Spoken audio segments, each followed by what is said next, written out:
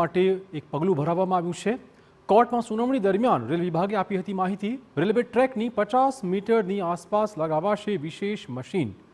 સિંહોની અવરજવરનો અંદાજ લગાવવા વિશેષ મશીન મૂકવામાં આવશે। ઇન્ટ્રુશન ડિટેક્શન ડિવાઇસ નામનું લગાવાશે આ મશીન। રેલવેએ આ માટે જાહેર કર્યું છે ટેન્ડર। આગામી 6 મહિનામાં મશીન લગાવવાની કામગીરી પણ શરૂ થવાની શક્યતાઓ છે। ટ્રેનની અડફેટથી થતા સિંહોના મોતની સંખ્યા ઘટાડવાનો આ પ્રયત્ન છે। સિંહોના અકાળે મોત મામલે હાઈકોર્ટમાં PIL પર ચાલી રહી છે સુનાવણી।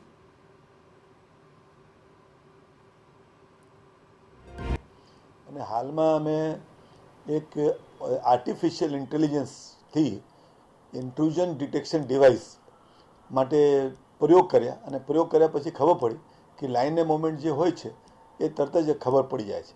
એટલે જ્યારે સક્સેસફુલી પ્રેક્ટિકલી અમે જોઈ લીધું ત્યાર પછી અમે નક્કી કર્યા કે ભાઈ રેલવે ડિપાર્ટમેન્ટ નક્કી કર્યું કે આના બાબતમાં અમે ટેન્ડર ફ્લોટ કરીશું અને ટેન્ડર ફ્લોટ થયું છે।